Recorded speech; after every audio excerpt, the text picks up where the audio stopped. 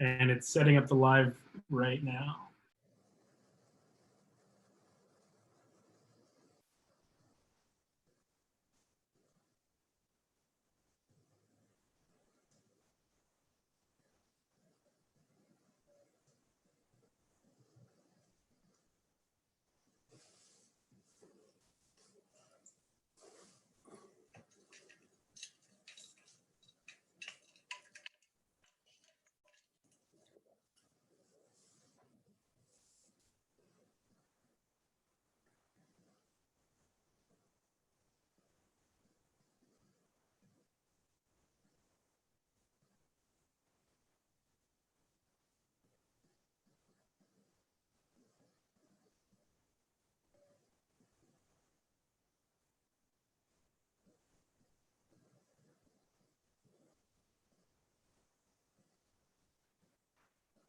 All right, hello everyone. My name is Matthew. I'm on the events team here at Geekdom.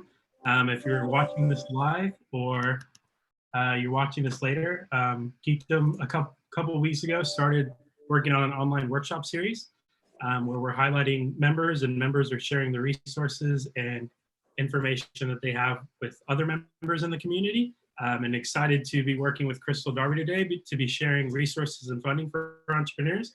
Had the chance to work under Crystal in the past and also be one of her clients. So I'm sure she has tons of information to share. And at the moment we're streaming on YouTube Live. So if you have any questions, comment over there and we'll make sure that those questions get to Crystal. But for now, I'm gonna go ahead and pass it over to her. Thank you, Matt. It's good to see you and it's good to be on. This is a little awkward for me because I'm used to getting eye contact with my audience. So you guys bear with me. I hope this goes well. I've got a lot of information to share and then I've got a lot of stuff to tell you that I don't know the answers to, but we'll try and get through it and I'll try to answer all your questions as we go through this.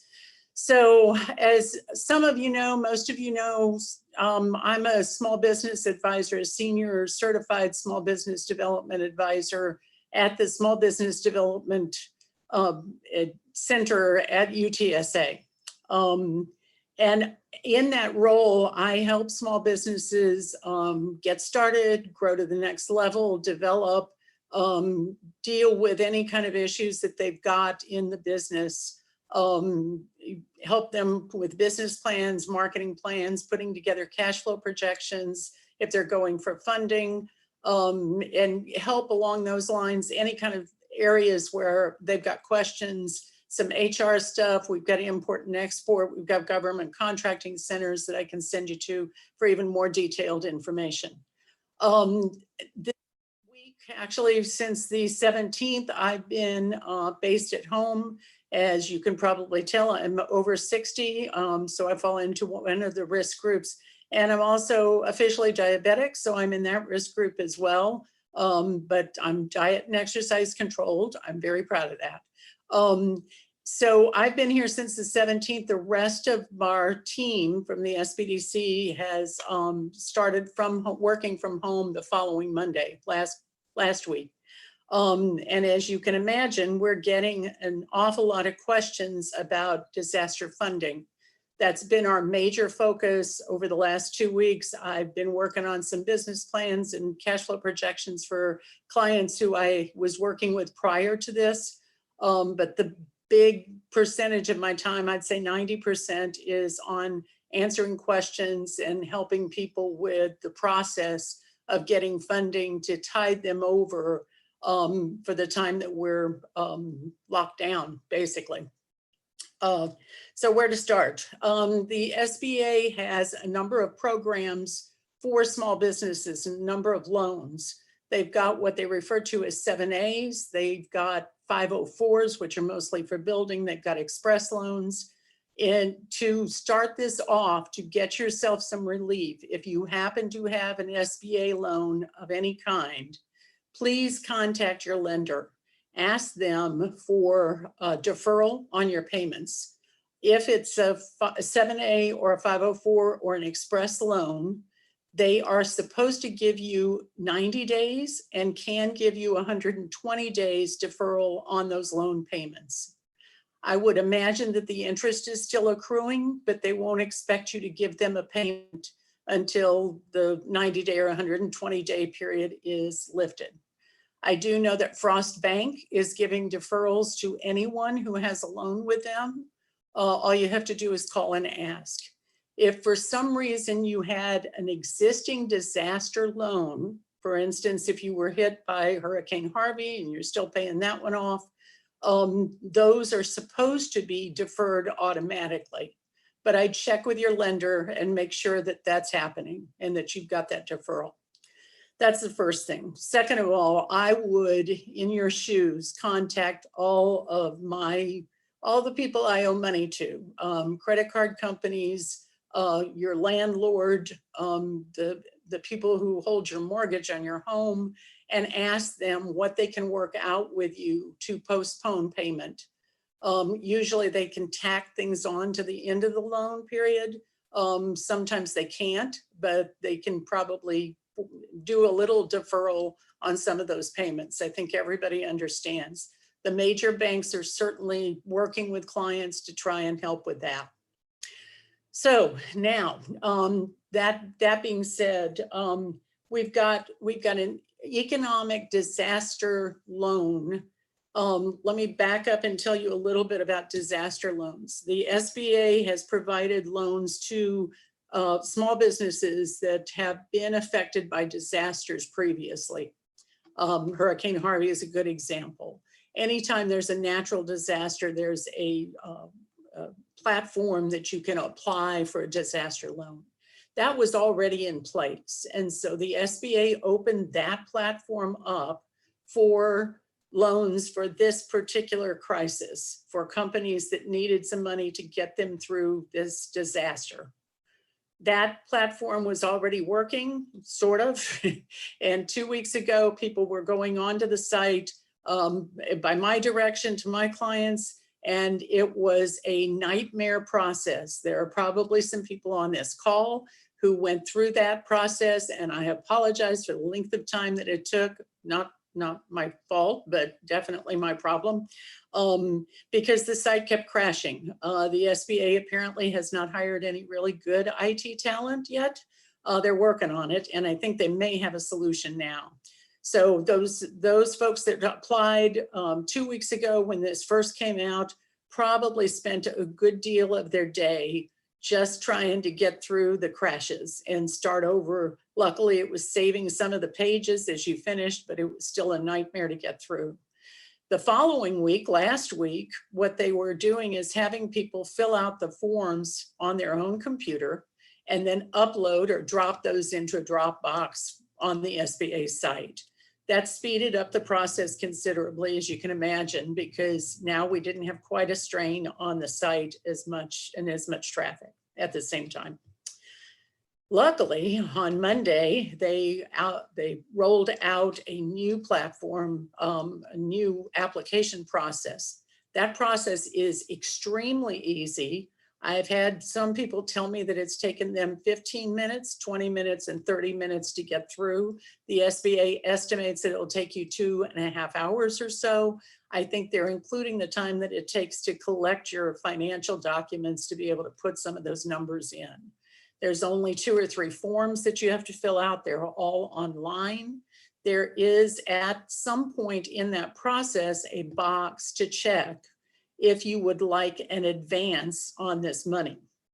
So this is the EIDL, and I'm going to show you this page here. There we go. See it? I hope. So this is the website for the EIDL, the Economic Injury Disaster Loan Application. And it is a very streamlined process. You've got to check off a whole bunch of information about you. These are available to businesses with less than 500 employees, those who are qualified as small businesses. It is also available to private nonprofits. It's also available to sole proprietorships with or without employees and independent contractors. Now, It is a loan. The loan is scheduled to be at 3.75% for small business, 2.75% for nonprofits. The term can be as much as 30 years. SBA will work with you on that. And the amount is based on what you spent previous year for certain allowable expenses, including your payroll, your loan, your any loan payments, the rent, your insurance payments, anything that's kind of the standard cost that you incur in a business. This is not revenue replacement. So this money doesn't go to help you because you've lost money on your business. This is only to keep the payments going that you're already paying. You need to pay your employees out of this fund. So you can't just lay everybody off and then get this money and not pay your employees. The money has to be spent on that. The SBA will determine the amount. You don't get to choose how much. The SBA will make the determination based on what your expenses were. And so it's a relatively simple process. There are only a couple of pages past this, and I'm here to help answer any questions if you do this. See, they're saying 2 hours and 10 minutes. I don't know where they get that estimate, but there you go. In addition to this, as I said, there is a box to check because they're doing this loan at 3.75 or 2.75 for nonprofits. There is a box to check if you would like an advance, or what they're calling an advance on this money. The advance part of this will be completely forgiven. In other words, you do not have to pay back the advance. You will have to pay back this particular loan. Okay, can I ask if there are any questions so far not having to do with the CARES Act? And we'll get into that in a minute.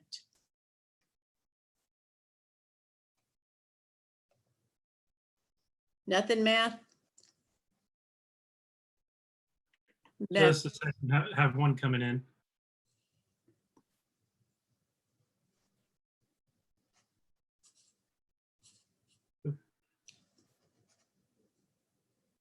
Okay, so I'm seeing a question from Brian. Is there a loan for replacing lost revenue? No, there is not. Now you can apply for a loan through regular SBA standards and SBA applications, and perhaps get an additional line of credit or another 7A loan, a traditional SBA loan, or your bank may give you a loan or extend more credit to you during this time, but not through this particular process. And David's asking, when you say EIDL money, must it go to the employees? Does that mean it can't be used? So rent, rent and any ongoing expenses can be included in this. Rent is definitely one of those. If you've got an equipment lease or you're paying software subscription payments, those probably can be included too, David, but the bulk of it is going to be payroll for most people. But for those who are self-employed and don't have any employees, it's a worthwhile idea to go ahead and apply and show them what your expenses were in the previous year. Ronald, no, as far as I know, the deferment and the forbearance won't be on your credit history. It doesn't count the same way. It is simply a service that they're offering. The SBA is helping those banks that provide this is straight through the SBA, I'm sorry.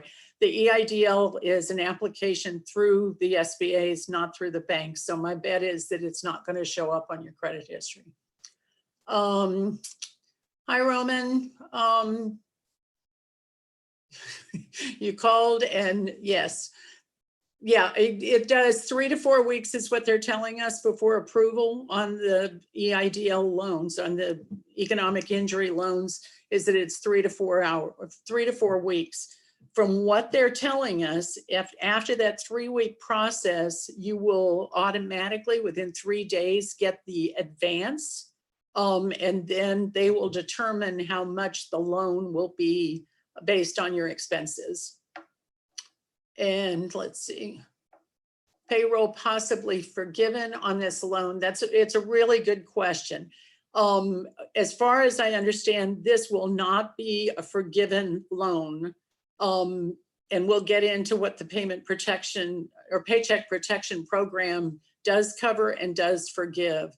The good news is that this one can be refinanced by that PPP, the paycheck protection one, under the CARES Act, and you can refinance that, or you can keep both of them and use one for some expenses and one for the other.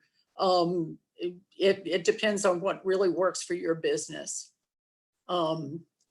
Yeah, and the advance is forgiven. It's not part of the rest of the loan. A lot of people, some people who do not get approved for the EIDL will still be able to get that advance. You're self-reporting. They'll ask for more paperwork after when you go for the EIDL itself. They'll ask for additional paperwork, but you don't have to have it at that. The advance doesn't have to be paid for. If you just take owner distributions rather than a paycheck, then probably it will not be considered, but I'd go ahead and report it. As I said, the SBA is going to determine how much you get. You cannot ask for a certain amount. They're going to look at all of your expenses and determine which ones are eligible. So I'd go ahead and just put them in the categories on that application and then see what happens and get as much as you can for it. Cool? Okay. More questions, I'm more than happy to answer, but I think I got all of those. Okay, so the other program, and you're gonna have to forgive me in advance for not knowing more. So the House and the Senate passed on Friday the CARES Act. Underneath that CARES Act it's a huge bill, 800 some odd pages. It does have a lot of benefits and a lot of programs underneath it. The primary program that we're interested in as small businesses is what they call the Paycheck Protection Program, PPP. This program is much like the EIDL, based on your payroll and your regular expenses. It is a little more restrictive in what it will pay for. You can get, let me back up, these loans will be loans initially at no more than 4%. So on the EIDL, it's 3.75. On the PPP, those can't be any more than 4%. There is a 100% guarantee to the banks or the lending institutions. And on the PPP, when you apply for that loan, that will go through a bank, not directly through the SBA like the EIDLs. So the law was passed on Friday, the president signed it, and then the process started. So now we have a law, we have legislation, but now we have to have the rules and regulations on how that's actually going to be processed and how those loans will be handled by the banks. The banks do not know yet because they have not been given the direction from the SBA and from the Department of Treasury. I read today that Steve Mnuchin says that this will all be handled by Friday and that the loans will be available at the end of the week or the beginning of next week. I really wouldn't take that bet. I don't think that's going to happen. Every lender I've talked to says that they don't think it will happen that quickly. The good news is that these will be handled similar to the SBA 7A loan. So anybody, any bank or lending institution that already does SBA 7As will be able to process these loans when the regulations are all set up and the process is set up. Every bank's probably going to handle it a little bit differently.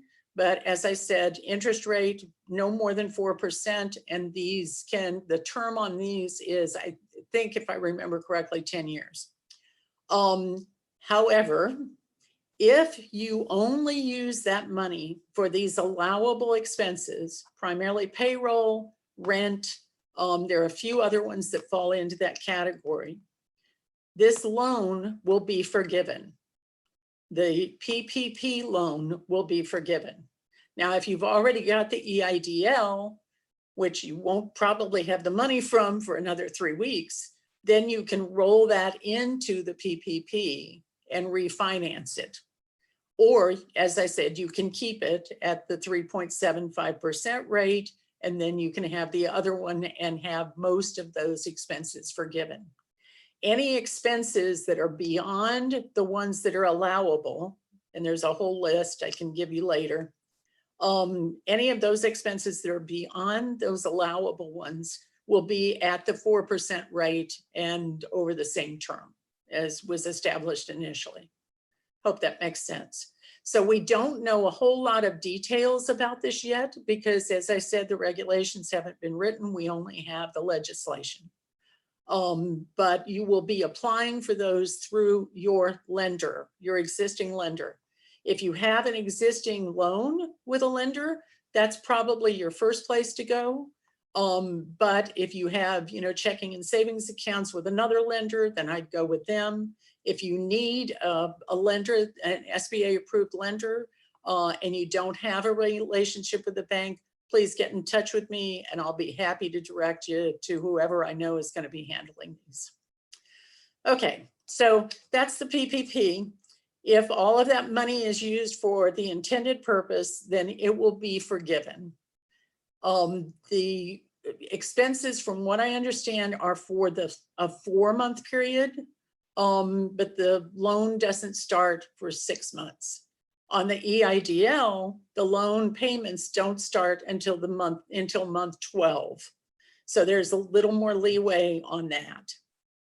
I hope I'm not confusing you.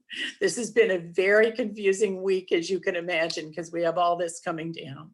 Okay. Let me see if I've forgotten stuff. I've got some notes here.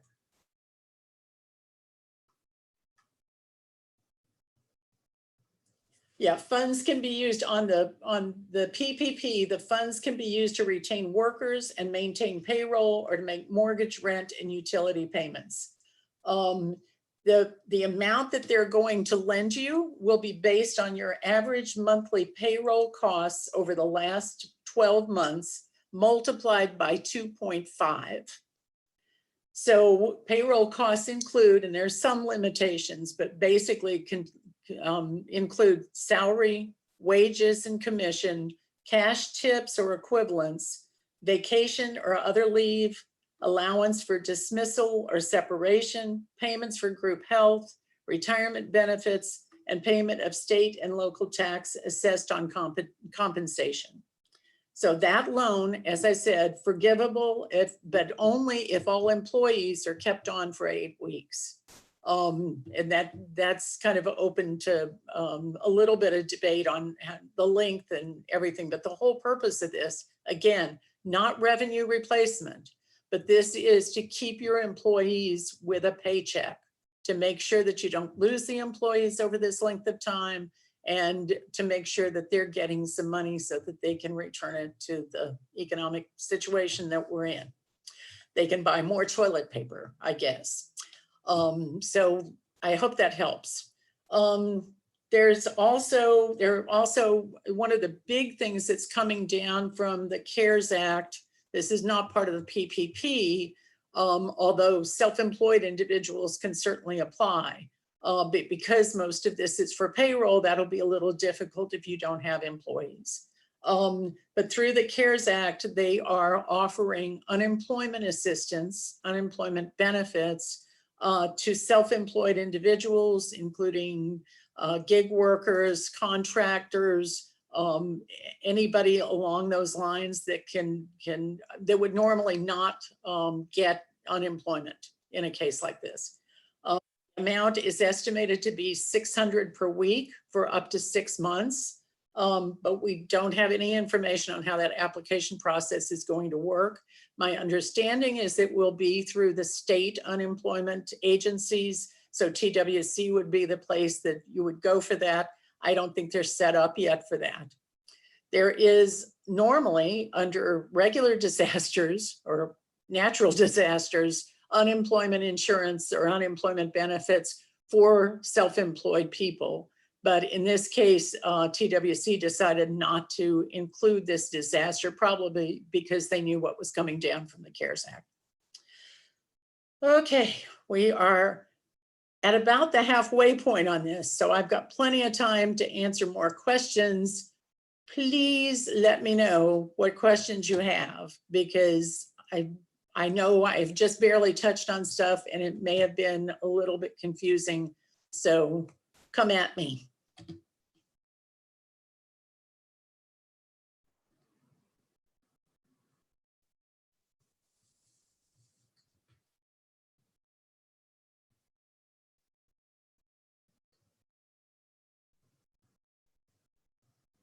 No questions yet. Okay, couple more things out of the CARES Act.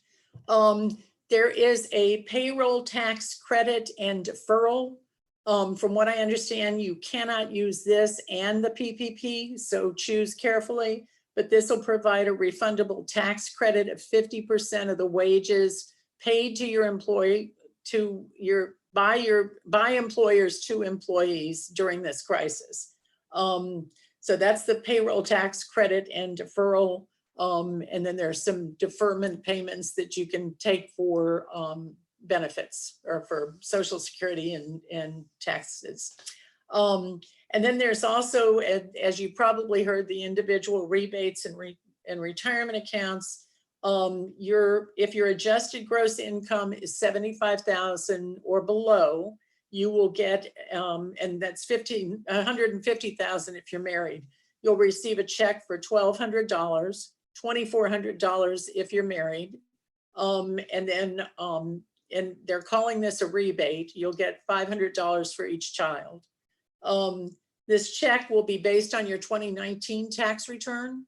If you have not filed 2019, they'll take the numbers from 2018 to determine whether you're at 75,000 or below. If you're over 75,000, for each $100 over, you'll have $5 deducted from that $1,200 check. And then it'll be phased out completely for any income over 99,000, 146,000 for a head of household with one child, and 198,000 for joint filers with no children. No action is necessary as long as you filed 2018, preferably 2019. The money will come to you, especially if you have already given IRS your bank account information. It's supposed to just drop in direct deposit. We'll see. Yes, and yes, it's 600 in addition to whatever you can get through the state. And we'll see what that would normally be. Since you're self-employed, I don't know what they will determine on the state level, but yes, 600, they're estimating that the total will be somewhere around $800 or $900 per week. Third-party labor costs, it does not count as payroll, but if it was a regular expense, then it will probably go toward the EIDL calculation. As far as the PPP, I don't know yet, so I can't answer that.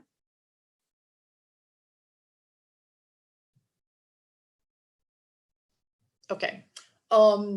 You can, and I don't have complete details on this, but on retirement accounts, you can actually take some out without penalty for early withdrawal. Again, we'll have a little more detail on that. Michael Girdley did a blog. Charles Wooden sent that out this morning, sent out the link to that blog. Michael read the CARES Act in detail, and he's got some pretty good information on that. It looked like it was totally accurate as far as what I know about the PPP, and I spent a little bit of time reading through that particular part of the CARES Act to be able to give you some information on what I've read and also to verify. We've gotten a ton of information from third parties, not the SBA, on what's in the CARES Act and what's under the PPP. I don't know for sure whether I can believe all of those third parties, because again, it's all open to interpretation until the SBA actually, and the Department of Treasury actually come down with the rules. Let's see, do I know when the IRS will determine if they'll use your they will use your 2019, you know, yeah, if you haven't filed yet, I don't know for sure where the cutoff is. I would imagine since the law was passed Friday, and they're still kind of working out all the details, that those checks aren't going to arrive or aren't going to be calculated on anything that's filed in the next week or so. In other words, they might be on, let me back up.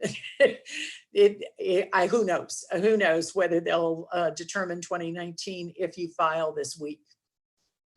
Did that answer your question, Leslie? I hope so. Families First Act. Oh, I'm sorry, I missed that one. I don't have any details on the Families First Act. I'm sorry. I know that's additional benefits, and I'm not really sure how that conflicts or doesn't conflict with these two.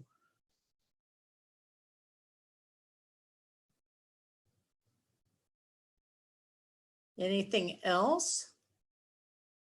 Did I miss any other questions?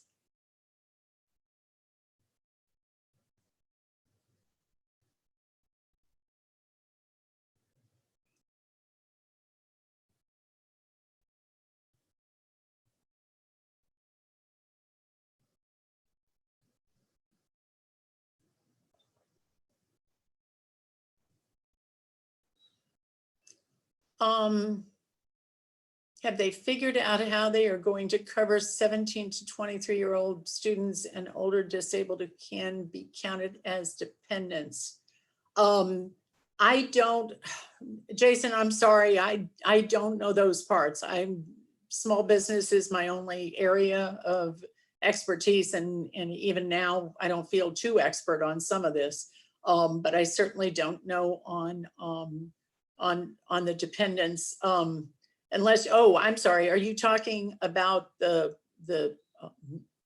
individual rebates? If you are, then I believe it does count.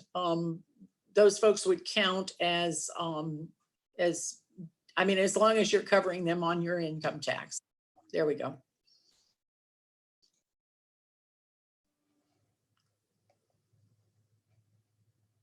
Okay, Anne, if you're a sole proprietor and file for unemployment, does that affect your ability to receive an SBA loan for other expenses? No, I don't think it does. But again, we probably won't know until the regulations are written. I would advise you to go ahead and apply for the EIDL. Again, we may not get those funds to you, or the SBA may not get those funds to you for another 3 weeks. If at that point you don't want to accept them, you don't have to. And you can just go for the PPP if it's better terms for you. But I don't know how they're gonna interact as far as whether if you're getting unemployment benefits, whether that would go against the PPP. I would guess that it wouldn't, because they're two completely different programs. But until we get the regulations written, I really don't know for sure.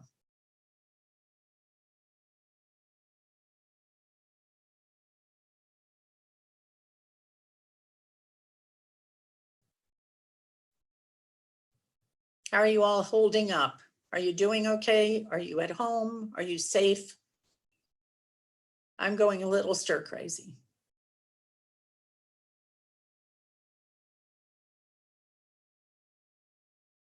I feel like I should start dancing. Nobody wants to see that, do they?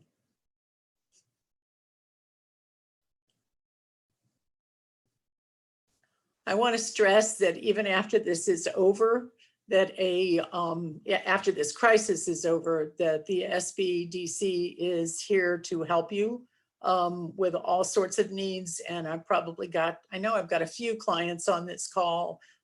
Thank you all for showing up. No other questions? Definitely stir crazy. No, I'm not dancing. Thanks, Charlotte, Ann, for the hugs. And thank you, White Cloud Drones. I'm glad you're here. And Ann and Cynthia, hello. And student, hard to find funding. Yes, I would imagine so. I'm hoping there'll be some help for you under the CARES Act, Jose. But I really don't know because that's not under the PPP. Yeah, no, I'm not dancing, no matter how much you ask. So I did have my lab test done for my 6-month physical last Friday. That was the first human contact I've had with another human being since I think probably the 12th or 13th of March. And so I almost asked the lab tech, for a hug. Okay, if the company is owned by another company for which you are 95% owner, okay, there's a company under a company and you're the 95% owner, then you should file for the parent company, I would think. If from what I'm under, and we're talking about the EIDL, because I have no idea on the PPP on how they're going to judge that. But on the EIDL, from what I understand, they will provide it.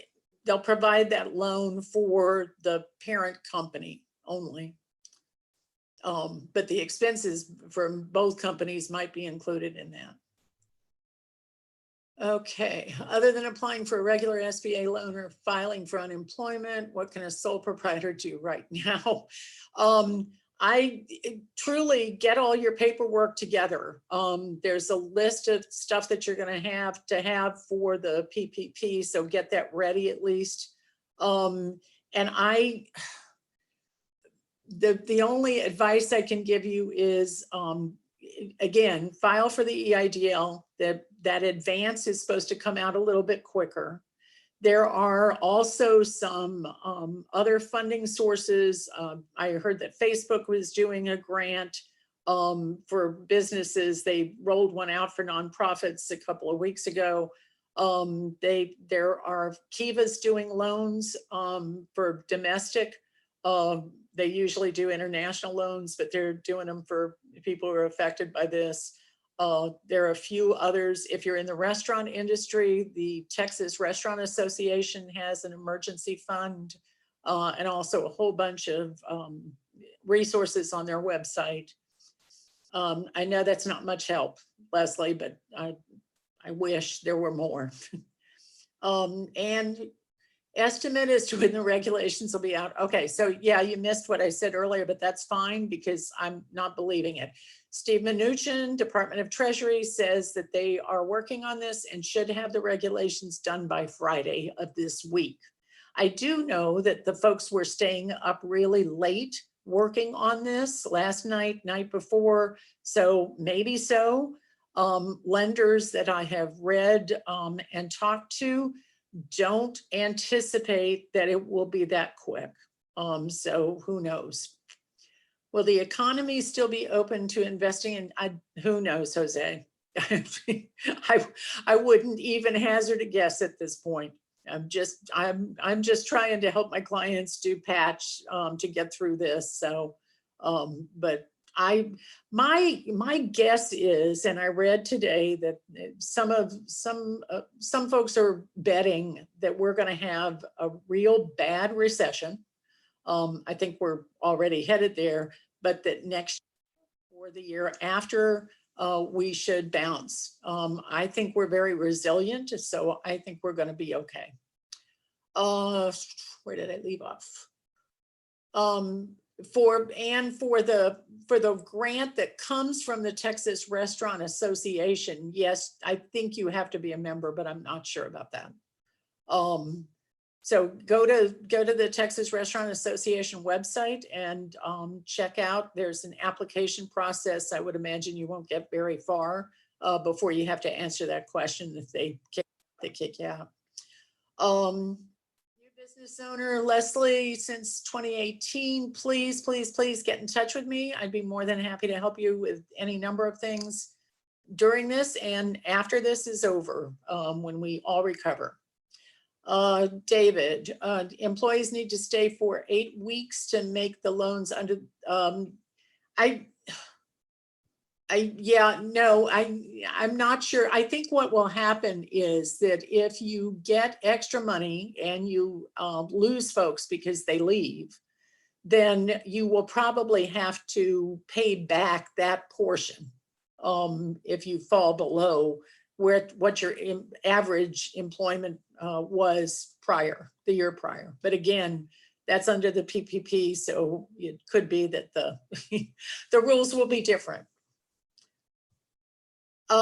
Leonore, I think that the parent company should be the one that applies. I would look at that form and see what you have to fill out. As I understand it, if it's a company that's owned by another company, they want only one application, but you could definitely try with 2 if you've got separate payroll and separate expenses, and try it and see what happens. It doesn't cost anything to apply. SBA is going to determine the amounts and they're going to determine based on the expenses. Okay, yes, Leslie would be more than happy to help you. Did I answer the questions? Did I mean, the ones I can, since I don't know for sure what the regulations are going to say. Okay, I'm going to give you an email and I want you to write it down. If you've got any questions after this, I'm more than happy. Give me a little time to answer because, as you can imagine, my inbox is primarily flooded with more explanations of what we think is going to happen. But I'm sorting through those and I'm sorting through certainly any emails I get. So here's my email address. It's Crystal, CRYSTAL, .Darby, DARBY, @utsa.edu. Get in touch with me and I'm more than, thank you for putting that down for me. And I'm more than happy to help in any way I can. I'm too short, Matthew. There's not enough to say. Matt stepped away for a second. Oh, this is Joyce Cooley, everybody. Hello. Thank you so much for joining us today. I think we have, a handful of minutes left, actually 21. No. So if anybody has any additional questions, please feel free to take advantage of Crystal's time while we have her. And I'll check the Slack or the chat in YouTube in just a second. So bear with me. Again, dance time. Again, dancing. See, there it is. Dancing. Okay, so we don't have any new comments or questions coming in other than a really sweet message, which I'll share here in just a second.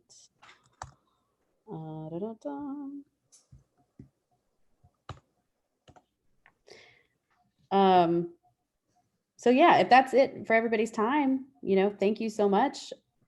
And what have we got coming up from Geekdom? Oh, actually we do have something coming in from CA here. I'm adding it.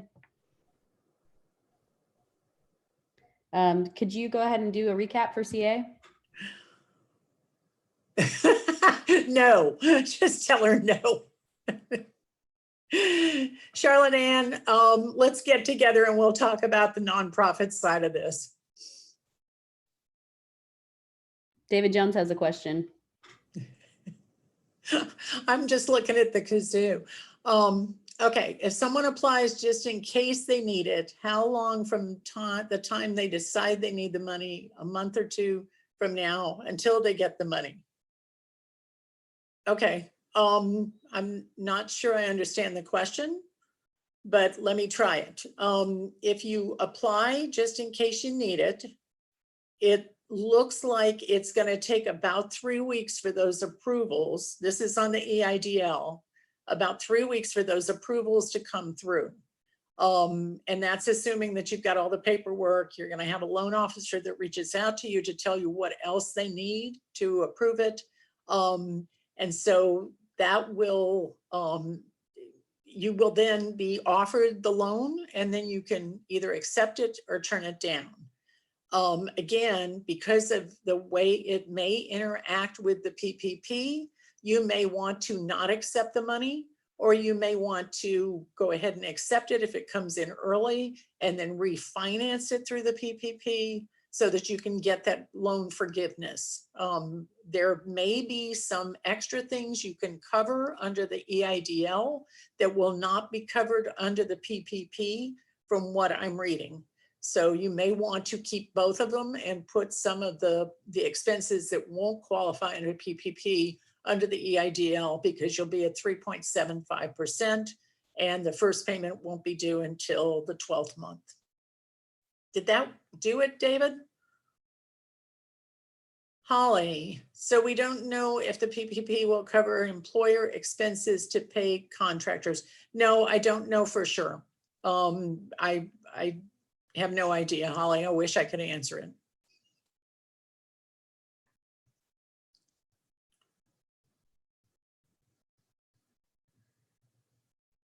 And if you do read a copy of the CARES Act, section, let me get my notes again. So you don't have to read the entire thing. Section 1102, which is on page 9, and 1106, which is on page 41, cover the PPP and the unemployment. And then the definition of payroll costs starts on page 10. It's a lengthy document, so you probably don't want to have to read all of it, just to get more clarification. Personal guarantee, Jason, I don't think so.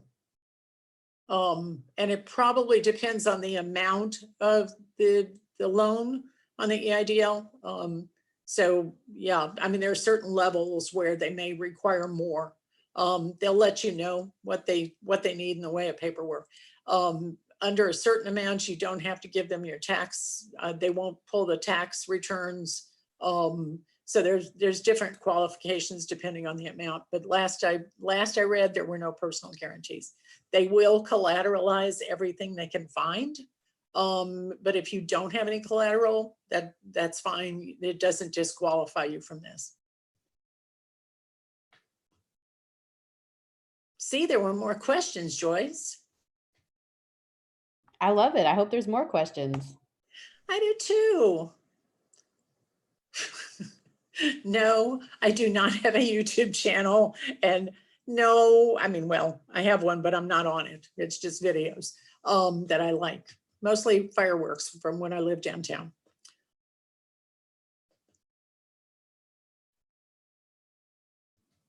But maybe after I retire. I'm thinking a podcast. What do you think? As long as the voice holds up.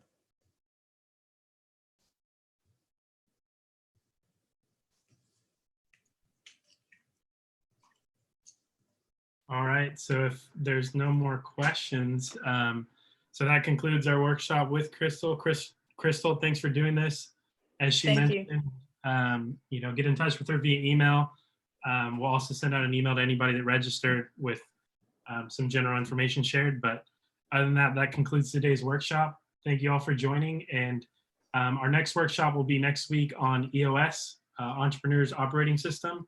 It's a webinar led by a group here in the community that we'll share later this week. So thank you, everyone.